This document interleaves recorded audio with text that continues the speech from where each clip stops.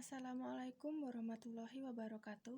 Perkenalkan, nama saya Siti Mudrika. Saya dari kelas 3D NIM 118.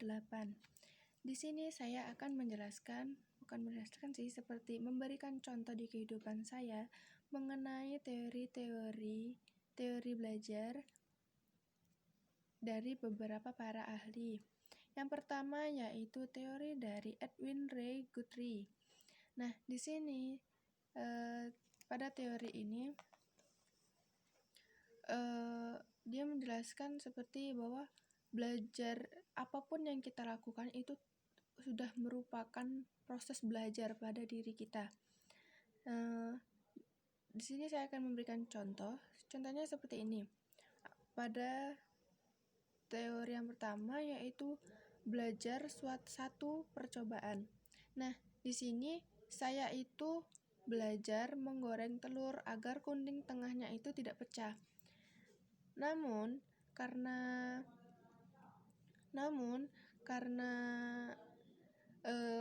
saya masih belajar itu, jadi kuningnya waktu di telurnya saya balik itu kuningnya pecah. Nah, itu sudah bisa disebutkan dengan proses belajar pada diri kita.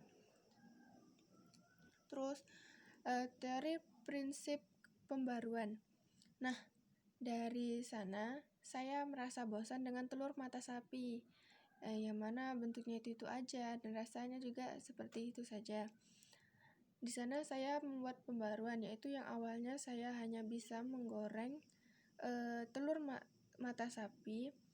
Saya mencoba inovasi baru, yaitu membuat telur gulung ala-ala Jepang atau ala-ala Korea seperti itu kan. Jadi saya itu mencoba belajar membuat telur gulung itu awalnya dari teflon, terus diberi minyak. Itu saya mencoba belajar membuatnya dan akhirnya saya berhasil. Setelah itu ada teori yang ketiga, yaitu stimuli yang menghasilkan gerakan. Kan ketika saya sedang menggoreng itu pasti ada minyak panasnya. Nah, dari sana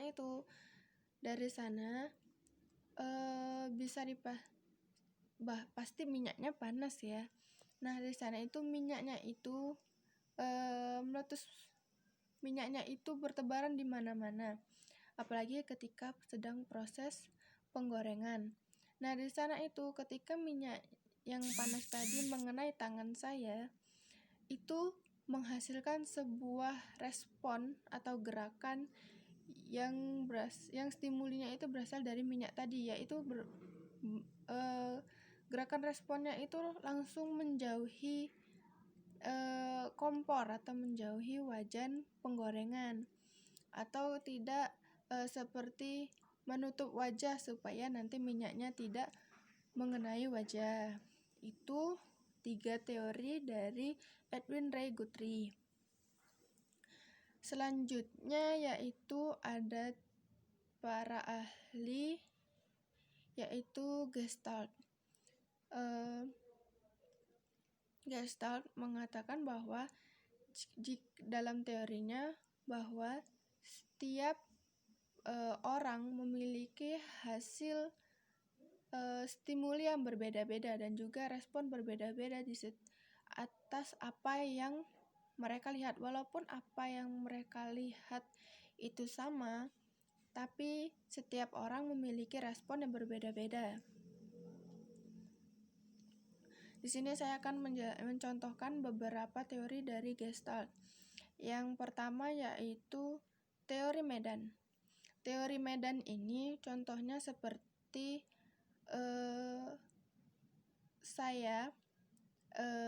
karena saya kuliahnya di Madura dan saya itu menjelaskan kepada teman saya bahwa saya ini tinggalnya di Bengkulu.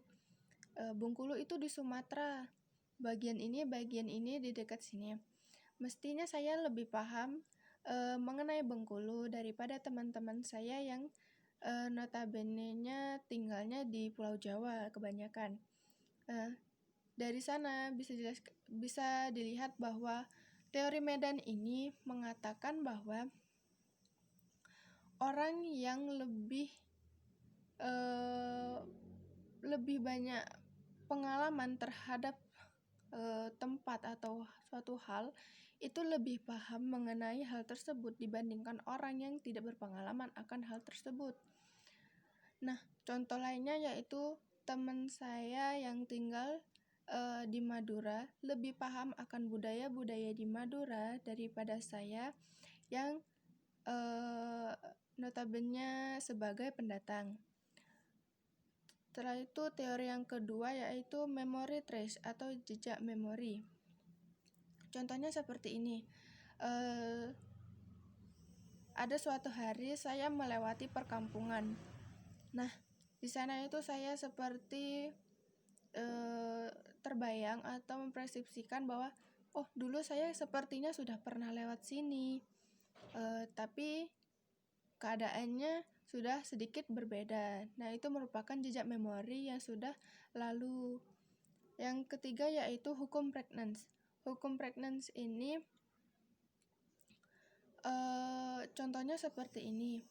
Ketika ada seseorang yang menyebutkan kata ibu, setelah itu kita tuh seperti merespon dalam otak kita bahwa kayak ibu, kita pasti langsung membayangkan ibu kita dengan ciri-ciri mungkin tinggi, mungkin sedikit gendut, pipi cabi atau pipi gendut seperti itu sudah dipersepsikan oleh otak kita.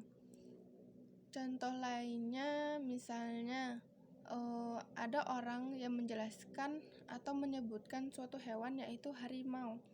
Nah, dari sana itu kita sudah bisa membayangkan bahwa harimau ini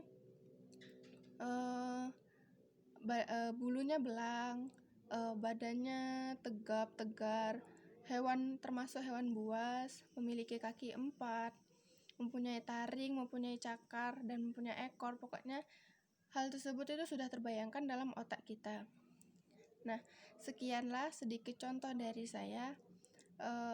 Maaf apabila ada salah kata. Wassalamualaikum warahmatullahi wabarakatuh.